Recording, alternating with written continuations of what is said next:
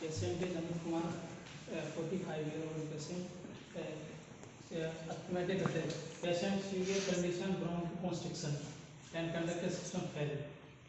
Patient को congestion हुआ है, कंडक्टिव सिस्टम फेल हुआ है पेशेंट को, तो this is the last procedure is the CPR cardiopulmonary resuscitation. CPR cardiopulmonary resuscitation या इसी को बोलते हैं sir BLS, basic life support. Patient का कंडक्टिव सिस्टम फेल हो गया, कंजेशन हो गया बॉडी के अंदर, वो टू लेकर कंडक्टिव सिस्टम कौन सा, कंडक्टिव सिस्टम में एसी नोड एवी नोड होते हैं सर, ये फेल हो गए, वहाँ से इम्पल्स है नो इलेक्ट्रिकल इम्पल्स आते हैं एसी नोड एवी नोड से, वो फेल हो गए, वहाँ से आना यानी पंपिंग करना बंद कर दिया है, स्टॉप करना ब्रीथिंग करना बंद कर दिया। तो हमें क्या करना है, पेशेंट को असिस्ट करना है। फर्स्ट प्रायोरिटी ये है कि पेशेंट को असिस्ट करना है। पेशेंट वहाँ से रिसीव ले लिया, पेशेंट कंडीशन लेके आया ब्रोंकोकॉन्स्ट्रिक्शन सीवियर, ये हम कह रहे हैं कि ब्रोंकोकॉन्स्ट्रिक्शन है, सांस लेने में दिक्कत आ रही है पेशेंट को, दूसरा कंडक्टिव सिस्टम फेल हुआ है। पेशेंट रिसीव कर लिया, पेशेंट का क्या करना है, पेशेंट को चेक करना है, पेशेंट का असेसमेंट करना है, पेशेंट को पूछना है हेलो अमित, हेलो अमित, अमित अमित का रेस्पॉन्स दे रहा है सर, रेस्पॉन्स दे रहा है तो सीपीआर की नो नीड ऑफ सीपीआर, क्योंकि पेशेंट को कैसा है, कॉन्शियस है, कॉन्शियस पेशेंट को सीपीआर की रिक्वायरमेंट नहीं है। पेशेंट से पूछ रहे हैं हेलो अमित, अमित अमित अमित रेस्पॉन्स नहीं दे रहा है, नीड ऑफ सीपीआर, अमित नाम नहीं बता रहा अपना, कोई रेस्पॉन्स नहीं दे रहा है, नीड ऑफ सीपीआर, सीपीआर की नीड है, उसमें भी देखना है अपने को सीपीआर की नीड है, यानी पेशेंट कैसा है, अनकॉन्शियस, अनकॉन्शियस है तो नीड ऑफ सीपीआर, अनकॉन्शियस है तो क्या स्टेप फॉलो करेंगे अपन, अनकॉन्शियस पेशेंट है, अनकॉन्शियस पेशेंट में भी देखना है अपने को, स्टेप फॉलो करते हैं अपन CAB, circulation airway breathing, circulation airway breathing. Circulation में सर अपने को क्या पल्स चेक करनी है, ठीक है, अडल्ट है तो कैरोटिड पल्स चेक करते हैं, चाइल्ड है तो फीमोरल पल्स चेक करते हैं, इन्फेंट तो ब्रैकियल और फीमोरल पल्स चेक करते हैं, पल्स चेक करनी है सर्कुलेशन में। अगर सर्कुलेशन में पेशेंट का कैरोटिड पल्स फील हो रही है, अनकॉन्शियस पेशेंट है पल्स फील हो रही है तो सीपीआर नहीं देना है, नो नीड ऑफ सीपीआर। अगर पल्स एब्सेंट आ रही है तो नीड ऑफ सीपीआर, सीपीआर देना है, सीपीआर देना है, पल्स चेक कर लिया अपन ने, no need of CPR. Conscious में तो नहीं है सीपीआर की रिक्वायरमेंट, अनकॉन्शियस में है, अनकॉन्शियस में भी पल्स फील हो रही है उसको नहीं देना है सीपीआर, जिसमें पल्स फील नहीं हो रही है उसको सीपीआर देना है सर। अब कंपोनेंट की बात करें तो पेशेंट अपन ने रिसीव कर लिया, पेशेंट के लिए क्या है, पोजीशन प्रोवाइड करा रही है, अपन ने पल्स चेक कर ली सर, पल्स चेक करनी है लास्ट 10 सेकंड तक, इससे ज़्यादा पल्स हम चेक नहीं कर सकते क्योंकि पल्स एबनॉर्मल आती है बाद में, पल्स पेशेंट को पल्स फील नहीं हो रही है तो अपने को सीपीआर देना है। कंपोनेंट की बात करें तो सर्कुलेशन में अपन ने ब्लड सर्कुलेशन में पल्स चेक कर ली, इसी का मतलब सर्कुलेशन पल्स चेक कर ली, पल्स चेक कर ली तो पेशेंट को क्या पोजीशन प्रोवाइड करानी है, सीपीआर देंगे, सीपीआर देंगे तो पोजीशन प्रोवाइड करानी पेशेंट को, तो पेशेंट को supine position with firm and flat surface area होना चाहिए, supine position with firm and flat surface area होना चाहिए। पेशेंट की पल्स चेक कर ली, पेशेंट को पोजीशन प्रोवाइड करा दी, ठीक है। अपने को क्या करना है कि पेशेंट का असेसमेंट कर लिया, पल्स चेक कर ली, पोजीशन प्रोवाइड करा दी, पोजीशन प्रोवाइड कराने के बाद अपने क्या करना है, पेशेंट को प्लेसमेंट कंप्रेशन मेथड देखना है, कंप्रेशन मेथड यानी कि कितना कंप्रेस करना है, कितना वेंटिलेशन देना है, क्योंकि पेशेंट को क्या हुआ, कंजेशन हुआ है, लैक ऑफ ऑक्सीजन हुई है, कंडक्टिव सिस्टम फेल हुआ है, तो अपने को क्या है, कंप्रेशन मेथड देखना है। तो अडल्ट है तो 2 हैंड से अपने को क्या करना है, कंप्रेस करना है 2 हैंड से, तो अगर चाइल्ड है तो 1 हैंड यूज में ले सकते हैं, 2 भी ले सकते हैं। अपन अडल्ट की बात करें 45 ईयर ओल्ड है तो 2 हैंड कंप्रेशन मेथड की बात करें, पेशेंट को पोजीशन प्रोवाइड करा दी, स्पाइन पोजीशन कंप्रेशन मेथड देख लिया। नेक्स्ट स्टेप की बात करते हैं कंपोनेंट में, placement of the hand, placement of the hand, hand का प्लेसमेंट आप सीपीआर दे रहे हैं तो कहाँ करेंगे, तो अपने को क्या है, हार्ट की लोकेशन पता होना चाहिए, हार्ट की लोकेशन पता होना चाहिए, और ऐसे cavity mediastinum between the two लंग्सों के बीच में अपना हार्ट होता है, ऊपर वाला पोर्शन बेस, नीचे वाला अपेक्स होता है, ठीक है। तो अपने को प्लेसमेंट ऑफ द हैंड करना है, तो centre of the chest, adult की बात करें सर तो सेंटर ऑफ द चेस्ट है ना, lower third sternum, centre of the chest है, यहाँ पर अपने को क्या प्लेसमेंट ऑफ द हैंड करना है, प्लेसमेंट करना है हैंड का। अगर चाइल्ड की बात करें यहीं पर ही तो between the nipple line, between the nipple line, adult है तो सेंटर ऑफ द चेस्ट, अगर चिल्ड्रन है तो between the nipple line, infant की बात करें तो just below the nipple line, infant की बात करें तो just below the nipple line. अगर न्यूनेट की भी बात करें तो लोअर थर्ड स्टर्नम, अगर न्यूनेट की बात करें सर तो लोअर थर्ड स्टर्नम, अडल्ट है तो centre of the chest, child है तो between the nipple line, infant है तो just below the nipple line, और न्यूनेट है, न्यूबॉर्न बेबी है, न्यूनेट है न्यूबॉर्न बेबी है तो लोअर थर्ड स्टर्नम, ठीक है। प्लेसमेंट कर लिया अपन ने हैंड का। अब अपन बात करते हैं सर कंप्रेशन मेथड की। कंप्रेशन मेथड की बात करते हैं। कंप्रेशन मेथड की बात करते हैं तो कितना कंप्रेस करना है, कितना वेंटिलेशन देना है, कितना कंप्रेस करना है, कितना वेंटिलेशन देना है। कंप्रेशन करना है, पर कंप्रेशन कर रहे हैं तो रेस्क्यू देखते हैं सर। जो रेस्क्यूअर होता है सीपीआर देने वाला, एक रेस्क्यूअर बोल रहे हैं अपन सीपीआर देने वाले को। रेस्क्यूअर जैसे कि मैं हूँ अकेला सीपीआर देने वाला, या दो है सीपीआर देने वाले, कितने सीपीआर देने वाले, एक से देखें एक। कंप्रेशन मेथड की बात करें तो कंप्रेस करना है, कंप्रेस डेप्थ कितनी होनी चाहिए, 2 इंच।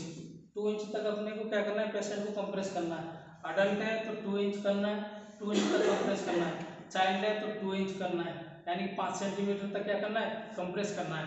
अगर इन्फेंट है तो 1.5 इंच तक कंप्रेस करना है। इन्फेंट है तो क्या करना है, 1.5 इंच तक कंप्रेस करना है। अपन रेस्क्यूअर की बात करें, अगर अडल्ट में रेस्क्यूअर के इसकी बात करें, कंप्रेशन वेंटिलेशन की बात करें, अडल्ट है चाइल्ड है, रेशियो की बात करें तो 30:2। अगर एक रेस्क्यूअर मान लीजिए मैं अकेला सीपीआर देने वाला हूँ तो 30:2। पहले मैं 30 क्या करूँगा, कंप्रेस करूँगा, फिर 2 वेंटिलेशन दूंगा। अगर अपने पास पेशेंट BLS है, बेसिक लाइफ सपोर्ट, पेशेंट बाहर है तो माउथ टू माउथ ब्रीथ दे सकते हैं। अगर पेशेंट अपने हॉस्पिटल में एडमिट है तो फिब्रिलेटर वेंटिलेटर लगा होता है या फिर एम्बू बैग होता है। एम्बू बैग पे अपन पेशेंट को माउथ टू माउथ ब्रीथ दे सकते हैं। इसे एम्बू बैग से दे सकते हैं। अगर एम्बू बैग अपने पास नहीं है तो माउथ टू माउथ दे सकते हैं, ब्रीथ दे सकते हैं। Ambu bag artificial manual breathing unit, Ambu bag sir mouth to mouth दे सकते हैं, पेशेंट को ब्रीथिंग दे सकते हैं,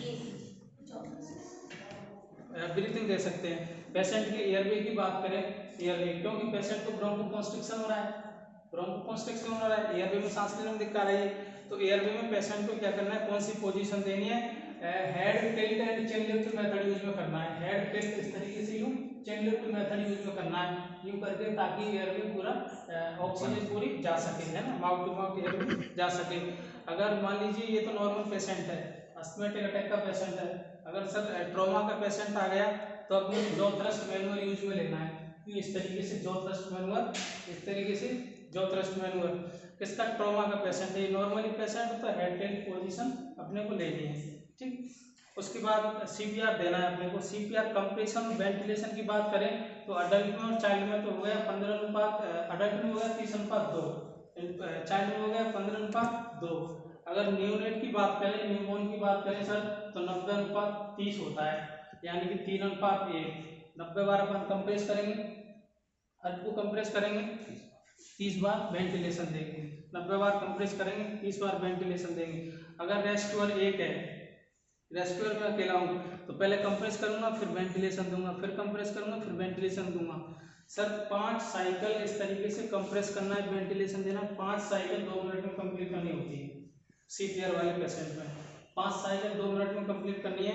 अगर 2 रेस्क्यूअर है, मैं एक और सीपीआर देने वाला, तो मेरी 5 साइकिल कंप्लीट होने के बाद ही मैं अपनी पोजीशन चेंज करूंगा, उससे पहले पोजीशन चेंज नहीं करनी है। मेरी 5 साइकिल कंप्लीट हो गई, मैंने पहले सीपीआर कंप्रेस किया था, अगले ने वेंटिलेशन दिया था, तो वो पोजीशन चेंज कर लेगा। अब मैं वेंटिलेशन दे लूँगा, वो कंप्रेस कर लेगा। 2 मिनट में 5 साइकिल कंप्लीट करनी होती है। 2 मिनट में 5 साइकिल कंप्लीट करनी, तब रेस्क्यूअर क्या कर सकता है, अपनी पोजीशन चेंज कर सकता है। रेस्क्यूअर क्या करेगा, अपनी पोजीशन चेंज करेगा। अब अपन सर सीपीआर दे रहे हैं तो अपने की हैंड का प्लेसमेंट कर रहे हैं अपन, तो जो अपना डोमिनेंट हैंड होता है सर ये ऊपर होना चाहिए, नॉन डोमिनेंट हैंड नीचे होना चाहिए, तब अपन कंप्रेस कर सकते हैं। दूसरी बात अपने को ये ध्यान रखना है कि अपन सीपीआर दे रहे हैं, हॉस्पिटल के अंदर दे रहे हैं, बाहर दे रहे हैं, कहीं भी ये अपनी बटैक से इसमें बैंड नहीं होना चाहिए सर, बटैक से इसमें बैंड नहीं होना चाहिए, एकदम स्ट्रेट होनी चाहिए। दूसरी बात ये अपनी एल्बो है, ये अपनी एल्बो स्ट्रेट होनी चाहिए। अगर बैंड होगा सर तो आप कंप्रेस नहीं कर पाओगे। एल्बो के अंदर मैडम बैंड नहीं होना चाहिए, कंप्रेस करना है इस तरीके से, कंप्रेशन करते जाना है, वेंटिलेशन देना है, कंप्रेस करना है, वेंटिलेशन देना है, इस तरीके से। दूसरा ये है कि airway head tilt chain lift method use करते हैं। ब्रीथिंग की बात करें तो एक ब्रीथ देनी है, दूसरी ब्रीथ देनी है। एक ब्रीथ 6 से 8 सेकंड में देनी है। एक ब्रीथ जैसे कंप्रेस कर दिया, एक ब्रीथ दे दी, 6 से 8 सेकंड में एक ब्रीथ देनी है। दूसरी ब्रीथ देंगे तो 6 से 8 सेकंड का गैप होना चाहिए दोनों ब्रीथों के बीच में। जैसे सर एक ब्रीथ दे दी, 6 से 8 सेकंड में देनी है, एक ब्रीथ 6 से 8 सेकंड, फिर दूसरी ब्रीथ दूंगा तो दूसरी ब्रीथ में 6 से 8 सेकंड का गैप होना चाहिए दोनों ब्रीथों के बीच में। 6 से 8 सेकंड का गैप होना चाहिए बीच के बीच में। दूसरा ये पेशेंट को ऊपर कंप्रेस कर रहे हैं, उसके बाद कॉम्प्लिकेशन का ध्यान रखना चाहिए अपने को। कॉम्प्लिकेशन का कंप्रेशन मेथड की डेप्थ की बात कर रहे थे अपन, 2 इंच कंप्रेस कर रहे थे सर, 2 इंच। कॉम्प्लिकेशन का ये ध्यान रखना चाहिए कि पेशेंट को रिब्स ना टूट जाए। रिब्स होती है सर 12 की रिब्स होती है, 12 हो गई, रिब्स टूट ना जाए। रिब्स टूट गई, अगर फ्रैक्चर हो गई, स्टर्नम फ्रैक्चर हो गया तो लंग्स में लीवर में इंजरी होने के चांस हो सकते हैं। अगर लंग्स में लीवर में इंजरी हुई तो पेशेंट ऐसे ही चला जाएगा। ये है सर ऑटोमेटिक एक्सटर्नल डिफिब्रिलेटर। ये ऑटोमेटिक एक्सटर्नल डिफिब्रिलेटर ये क्या करता है एक्चुअली सर, जो अपनी हार्ट की जो वेव चलती है ना, रिदम होती है हार्ट की रिदम, इससे अपन इलेक्ट्रिकल शॉक प्रोवाइड कराते हैं पेशेंट को। इससे कंडक्टर सिस्टम फेल होता है ना, अपना कंडक्टर सिस्टम फेल होता है तो इलेक्ट्रिकल शॉक प्रोवाइड कराते हैं, यानी कि रिदम प्रोवाइड कराते हैं। एक तो अरिथमिया हो जाता है, पेशेंट की एब्नॉर्मल रिदम चलने लग जाती है एकदम से, क्योंकि पेशेंट को डिफिकल्टी और डिस्निया हो रहा था, ब्रीथिंग सांस लेने में दिक्कत आ रही थी, एकदम से एब्नॉर्मल रिदम चलने लग जाएगी। तो इसको क्या अपन स्टार्ट करते हैं, ये इलेक्ट्रिकल ये रिदम को मेंटेन करेगा।